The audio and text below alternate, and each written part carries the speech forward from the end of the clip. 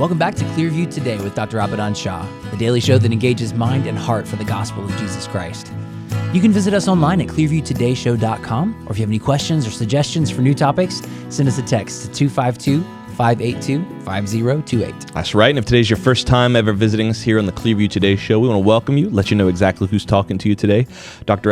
Shah is a PhD in New Testament textual criticism, professor at Carolina University, author, full-time pastor, and the host of today's show. You can find all of his work on his website. That's abadanshah.com. Why are you on my side? No, you're on my side. That's your side over there. No, you're on my side. No, I don't think so. You ventured over here to my side, and I don't want to have to fight you on Patriot Day. I would hate to have to do that. This is a special holiday, but you cannot start the show. You are with that right. energy. For our listening audience, they have no idea what we're talking about. They but don't. I am on John's side because we have a very special episode today. But Dr. Shah, do you want to introduce our special guest today? Absolutely. So today we have a couple that is very dear to our hearts, to our family, and definitely to the church family, and that's David and Evelyn Woodson. They've been here for several years. They're part of the Clearview Care Group team, giving cares to a certain number of people under their care. But above and beyond, they love the Lord, and their faith is real. Their values are so dear to my heart, and I'm just glad to have them here again. Yeah. Yes. So, Welcome. David and Evelyn Woodson, We're glad. thank y'all for being here. Thank you. Thank you for having us. Yeah, well, their story is kind of unique because both David and Evelyn, I'm going to let them share a little bit about what they did. They worked in the Pentagon, and they were there on 9/11. Most of the time when people talk about 9/11, they only think about the trade towers, but that's just part of what happened. That's right. Although it was a very tragic part, but there was also something very drastic and terrible that took place at the Pentagon. They were trying to attack the heart of our nation's security, and so you guys were there at the time. So would you mind sharing a little bit about what y'all did, and then maybe talk about that day a little bit? Certainly. Do you want to start off? Yeah, well, I was in the Marine Corps for 22 years, and then after the Marine Corps, I stayed with the federal government job there at the Pentagon for an additional 18 years. But my time at the Pentagon, I got there in 1999. And I worked for Secretary Donald Rumsfeld at the time. Actually, I worked for the prior administration, which was, Clinton, with Secretary Cohen, Secretary of Defense, and then the Bush administration came in, so that was Secretary Rumsfeld. So I worked with him in his front office in the Legislative Affairs office. Wow. I was a Marine there. That's insane. Wow, that's pretty amazing. That's amazing. That's pretty high up. Yeah, I was Yeah. going to say that. I mean, we hear about these names and people in the news or on the nightly news, but to know that you were right there working. I with often them. wonder about that. Like, how does one work in the Pentagon? Like, how do you get a job in the Pentagon? Yeah. How do You can't find get that to job level? listing on No, like I Craigslist can't. or I went on monster.com. It's not there. So Yeah, you have to be punished appropriately to work there. That's how it works. But it's funny, when we moved to Washington, D.C., when I was younger, we were driving around and we see the White House, and I'm going, I wonder how people get a job in there. You know? And then Then you got to lo and behold, I was going to say, were you married at the time? Were the two of you married at the time? No, this is when I was a young boy, just moving to D.C. But I was like, how do you get a job at the White House? And then throughout my career, I was actually stationed at the White House for 2 years. Wow.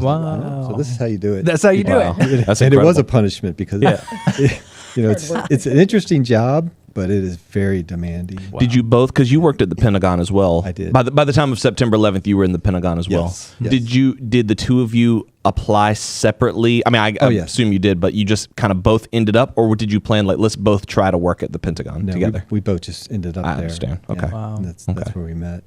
Wow. Yeah. And what was your role at the Pentagon? I know, but for the sake of the audience. I did the publications management for the Navy. So I worked for the Department of the Navy as a civilian, and I did 38 years. And part of that, the 2 years that I did at the White House, they have a print shop at the White House, and under publishing, we did printing as well. So I got to manage that print shop at the White House for 2 years. Wow. And then I came back to the Pentagon. Wow. That's incredible. Now, for the sake of our listeners and viewers, I have been to David's print shop. Yeah, that's right. And you can pretty much do anything you want to. Really? If you can dream it. They got all the toys. Yeah. Wow. The big toys in there. Wow.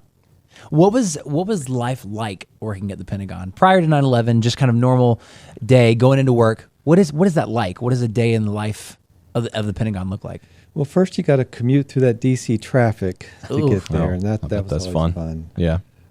But for me, it was an honor to work there. I felt very proud to work there. I'm sure, Evelyn, you did too, especially being in uniformed services as part of the Marine Corps. I'm sure it was a proud time for you to work there as well. Yeah, I got stationed there in 1999, like I said. And when I got stationed there, we had that kind of attack with the anthrax at the Capitol building. So, and then the military started getting their anthrax shots and stuff. So many of the services were complaining about the vaccination and whatnot. So they set up a new office with a 2-star general, and he just had 4 workers. He had a captain for the Army, and she was his press secretary, and she got him ready, the general, for every time he had to go to Capitol Hill to explain. And then we had a captain, actually she was a colonel in the Army, and the captain in the Navy, and she was a medical doctor, and she did all the evaluations of their medical jackets of the servicemen's members that were complaining. And then I was the executive assistant to the general, so I got the whole office prepared. So it was an office of 4. And once we closed that office, we went on to move and work for the Secretary of Defense in his front office. Is there like a noticeable gravity in the culture there, like that, or is it kind of like any other office job you would imagine? Like it can be casual or it can be fun, or was it like, hey, this is the Pentagon, like this is serious, This is like, a big deal. big This is deal not. stuff. This is not little league. Like what was the atmosphere there? Right. It's all about the mission, and it's all about the work. Yeah, there's no backslacking or anything, because on top of what your job is, it depends on your clearance. So you can go from secret to top secret. So once I retired from the military, I went on to work for another general, but he was in the Army, and I worked for Army Operations Center, and you had to have a top secret to work in that department. So it just depends on your job, Wow. what you do. And then when I moved on to another job, because I always move on for promotion, then they would take your top secret and degrade it to maybe back to secret, because you don't need to know that information anymore. Wow. And most people there, the atmosphere is that you're there to support the warfighter. You're there to support the fleet, the men and the women on the ships, the people overseas. So it's a serious mission. Right. And everybody that I worked with, and I'm sure with Evelyn, took it serious. Had Wow. a sense of Yeah. weightiness. Yeah. This is a big deal. This is not just an average job. Yeah. Yes. And they would do periodically, they would bring wounded warriors in through the Pentagon, and they would come through the corridors, and everybody would come out of their offices and applaud and shake their hands Wow. and meet them and greet them Wow. and have a lunch for them. And that was a sobering experience, because some of these guys and some of these gals, they came back pretty wounded. Yeah, when they would come back from war, they would get transferred to Walter Reed. And then before they got discharged, we'd have a parade, if you will, inside the Pentagon. Yeah. So it would be quarters of people just lined up, just greeting them as the wheelchairs would come down. And they would bring their families with them. Their little children would come with them. Wow. What an honor Amazing. Yeah, I know. for them. Yeah. Wow. We felt obligated to support them. Yeah. Yeah. That's awesome. I've been inside the Pentagon twice. Once because of Nicole's sister's husband's family worked in the Pentagon, so we were able to go there. But then with David and Evelyn, we really got to see the Pentagon, and that was just mind blowing. It's an amazing place, and if you walk around in those rings, the outer rings, there are museums there, right? I mean, this is. Yes. I'm like, wow. Like that's incredible. Like what does the inside of the Pentagon look like? How does it make you feel walking through it? Well, I mean, it's for these guys to explain. Yeah, For no. me, it was just like I can't believe it. Wow. Which there's 5 levels, and as you go around the Pentagon, the walls are just covered with documents, with just Memorabilia. memorabilia. So like if you go through the Marine Corps quarter, you have all the Marine Corps memorabilia, and then the Navy got all the ships. I mean, these are big display cases, and each level has a different type of display. Yeah. So as you go around, you kind of don't get bored. But if you've been there, for 38 years, you're ready to go, oh, I know, where the display is and stuff. And then they'll change the display too. So like, oh, we've got a new display. Let's go check it out. So There's General Patton's, was it jacket or something Yeah. is there. And I was like, is that the real deal? And it's the real deal. That's incredible. It's behind the glass case, but it's I was just That's amazed. amazing. General MacArthur's pipe is. Yes, that's there too. So let's wind the clocks back, golly, 22 years now. 2001. I'm in 4th grade. You're in 7th grade. Mm-hmm. You are with your dad. Your dad's actually here in America. Yes, he's here because we're trying to bring him here. Uh-huh. There's a group of people who live in New York City. Some of them attended our church back Right. in India. And they're telling my dad, look, you're hitting 60. We would love to have you come be our pastor here. We'll take care of everything. Mm-hmm. Your kids are here. Just be the pastor. Yeah. And we'll take care of everything. So meetings are set up for my dad in New York City. Wow. So I brought him here. He was going to do a week of revival at our church, Clearview. And then my brother and I were going to drive him up to New York, and which we did. Right. But circumstances changed radically. Oh yeah. Oh yeah. Radically after the second day of, or maybe I would say maybe the 4th day of being here. Unbelievable. So we're all in front of a television, but you guys are in the building that gets hit. Yes. Wow. Yeah, we were. How did I guess what was that like? Like what were the circumstances, not leading up to it, but like from your perspective, how did that day unfold? It's, we'd worried about a bombing attack at the Pentagon on several occasions. There was false alarms, but you never really think that it's going to happen. And we do training and we do evacuations and stuff like that, but it's nothing like you would think it would be. It's pretty terrifying to think that you're really at risk, and the people you love and work with are at risk or going through something terrible at the time. I was in uniform, like I said, when it happened. The day was just a regular day. Go in and set up the office and make sure you print out all the newspaper articles and whatever that the secretary needs to read and be informed of. And but I had a medical appointment, and we have a state-of-the-art medical facility at the Pentagon. So I went to my medical appointment. So I'm waiting for them to call my name, and of course I have a big screen TV. You're sitting there watching, and then I saw the first plane hit. Like, And then when the second one hit, I was like, oh no, we're under attack. Right. So I called David at his office, and I told him where I was. And I said, I'm watching the TV. We're getting attacked. These planes are flying into the Twin Towers in New York. So if you can get to a TV set, you can see what's going on. And then they called my name. So I said, hey, I got to go. They just called my name to go see the doctor. So I went back there to go see the doctor. And unbeknownst to me, David left his office and went to look for a TV set. He couldn't find one. So he said, well, let me just go down to the medical clinic and just wait for her to come out. Yeah, after we got off the phone, I was thinking, well, there's a TV down in the Army section, but there's a TV at the clinic, and that's where she's at. So I'll go down there and check on her and see what's going on in New York. So I left my office, was on the 5th floor. We had just moved back into the Pentagon. They had renovated our section, so they moved us out for a little while, and then we just moved back in. So I went down the stairwell and then across the center court to the clinic, and we're watching this on TV, and I'm just pondering, gosh, this is an attack, and then I'm starting to worry that she's going to get deployed, over this or something, and I'm pondering that, and I'm thinking, they've always threatened the Pentagon, but it's such a low profile building, they never fly a plane into it. We're worried about truck bombs, and while I'm watching this on TV, I start hearing a lot of screaming and yelling, and I could see the guards at the gate from the window in the clinic starting to scramble, and people started pouring down the hallway. And I go, oh my goodness, what's going on?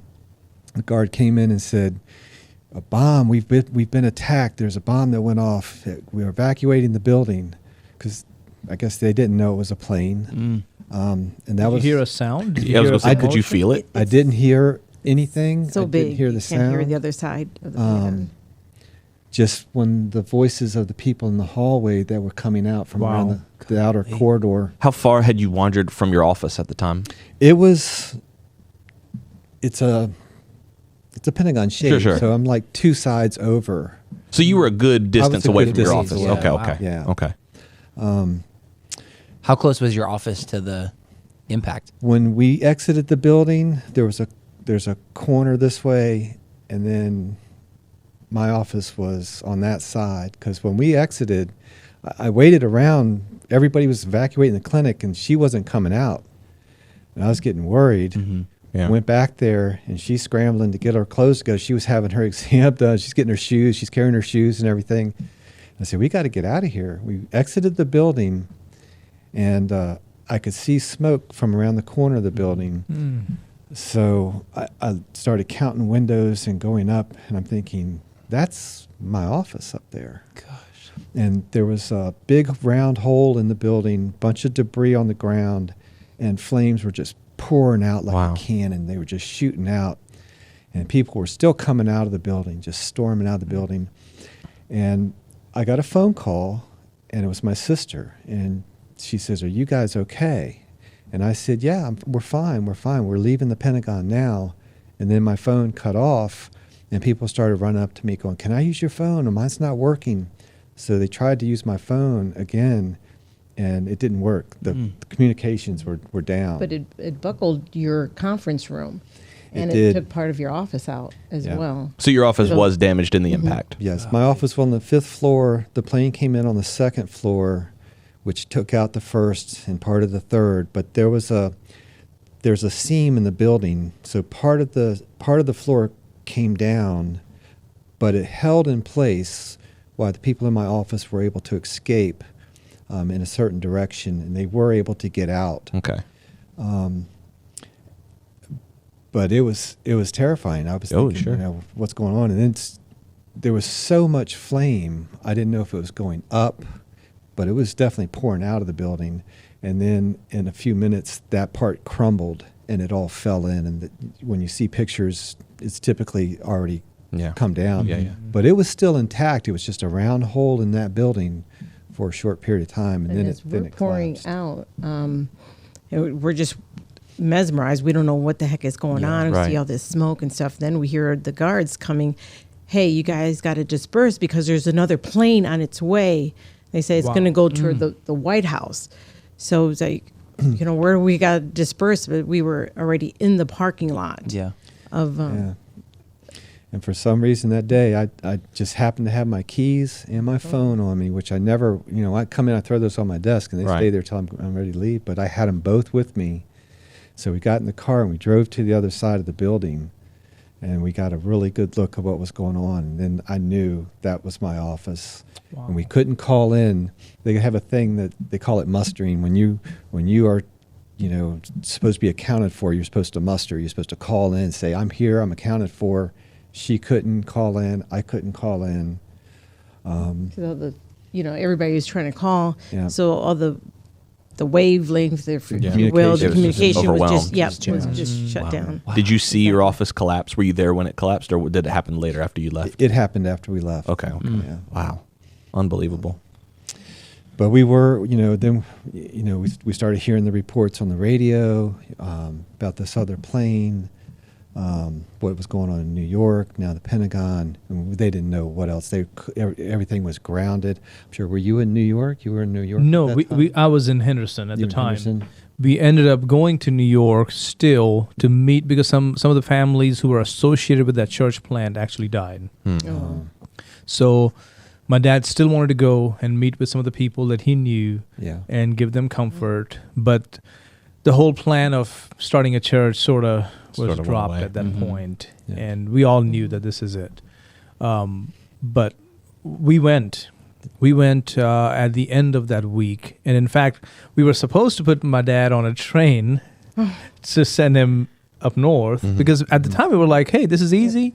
They're going to be over there waiting for you. This is just a few hour train ride. But then when this happened, we're like, no, we're going with you, and we're not going to put you on a train. We're going to drive you there. And we did. And as you know, there were a lot of checkpoints and this and that was happening. And so we got there, and then we were able to walk around. We didn't get close, of course, to the Twin Towers, but we were able to walk down the streets, and I can't even begin to describe the horrific nature of the smoke and the dust and the cars crushed. I mean, it was just people will not believe it unless they see the pictures. Exactly. Yeah, and then the next day when we went back to work, of course we had to, check in the same time that we went to work, 7:30 in the morning, and you could smell the heavy smoke of that diesel smell throughout the Pentagon. So that was very overwhelming. And of course, as you're walking on the outer ring, because there's A, B, C, D, and E rings. The A is the smallest, and the E, if you walk around the whole perimeter, that's 3 miles if you go around it.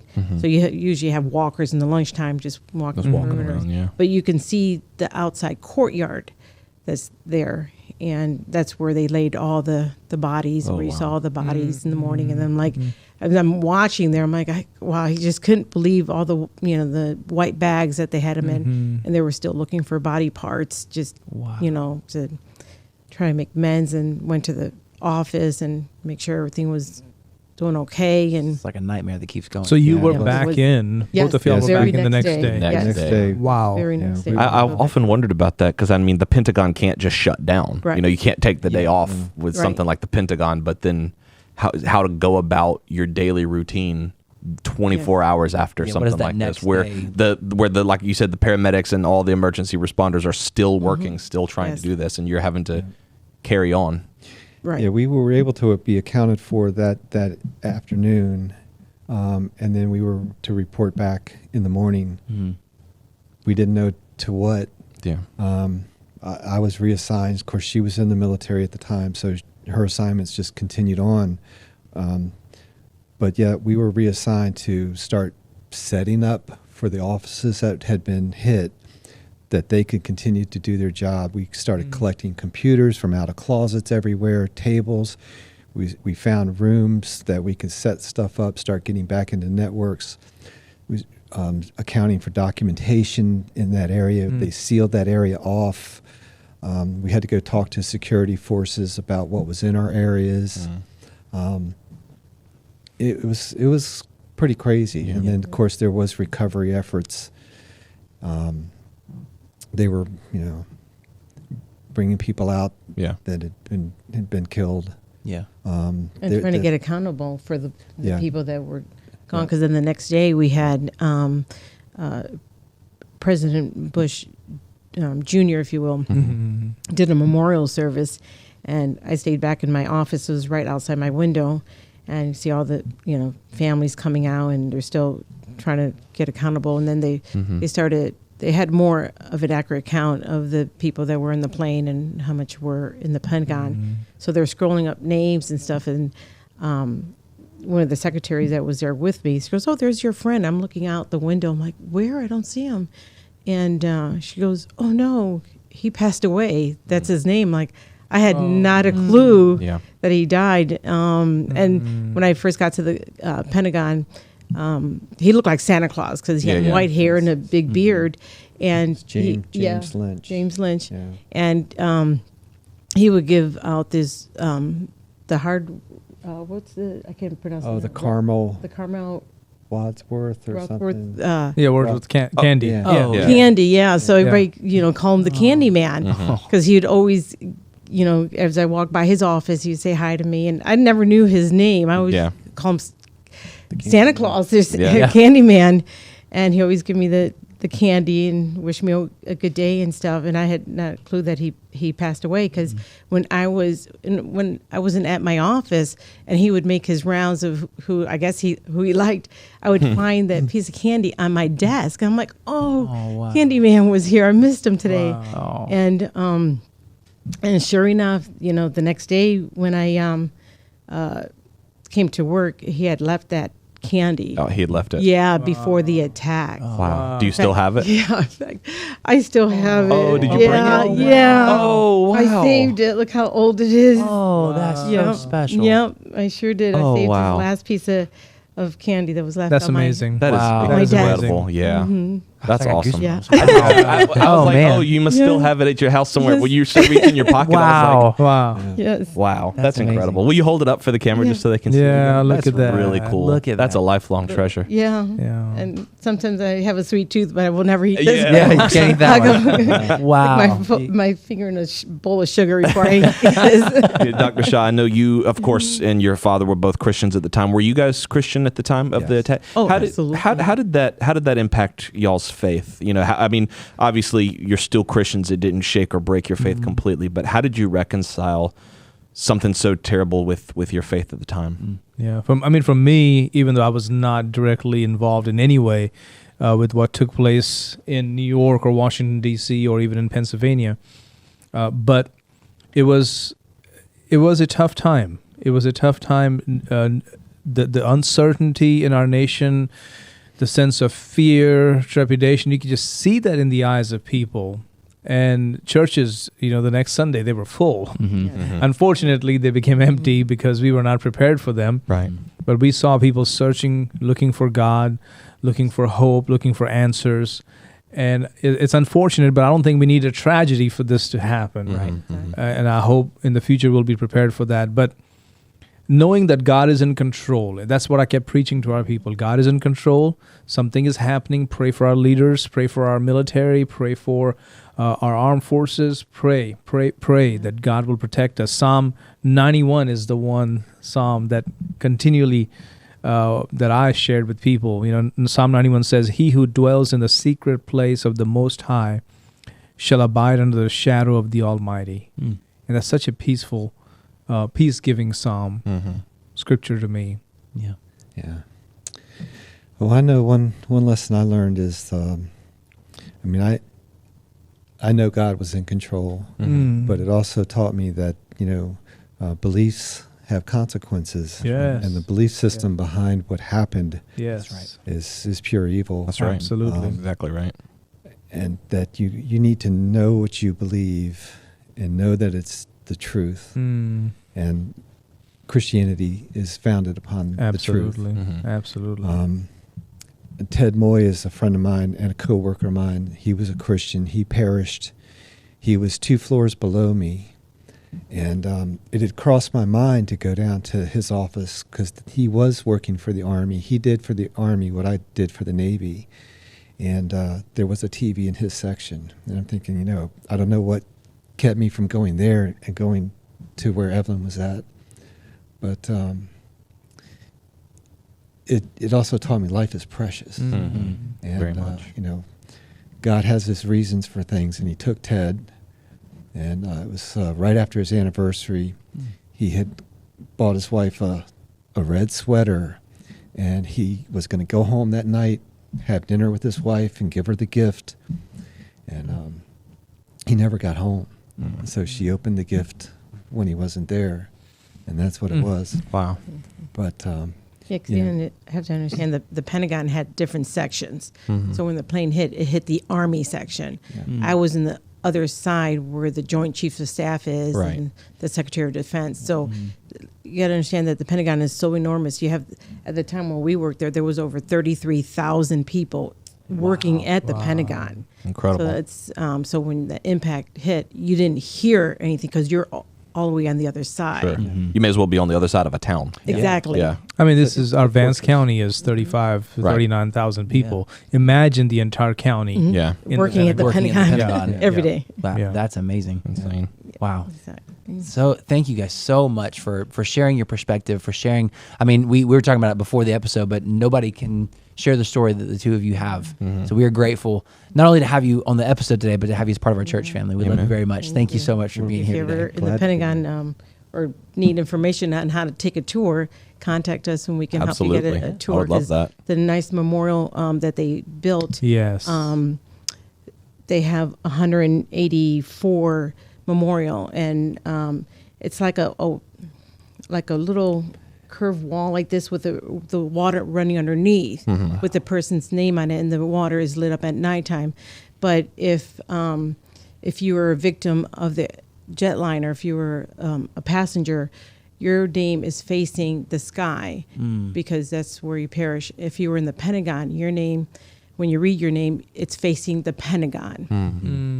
And It's then a well thought out memorial. right, Yeah. and then they have from the youngest to the oldest. The youngest was a little girl; she was 3 years old, and the oldest was a guy, and he was 71 years old. And then they did a wall, if you will, like the Vietnam Memorial, but it goes from 3 feet 3 all inches, over, I think. It's like 3 inches. to 71 Yeah. Wow. for the 3 Wow. for the little girl to 71 Very thought out. for the Wow. oldest Very nice. person that So passed meaningful. away. Yeah. Yeah, it's very pretty to see. Yeah, too. I had the opportunity to see it with you guys. Yes. That's right. Very special. I mean, you sense patriotism, and you're proud to be, and humbled to be a citizen of this nation Amen. for the sacrifices that were made. And you know, is without God, we wouldn't be here. That's right. God's hand has been upon this nation. Amen. Absolutely. If you guys enjoyed today's episode, if you have questions or suggestions, if you'd like to know how to get into contact with Mr. David and Miss Evelyn Woodson, write in and let us know 252-582-5028. You can visit us online at clearviewtodayshow.com, and you can partner with us financially on that same website. We love you guys. We'll see you next time on Clearview Today.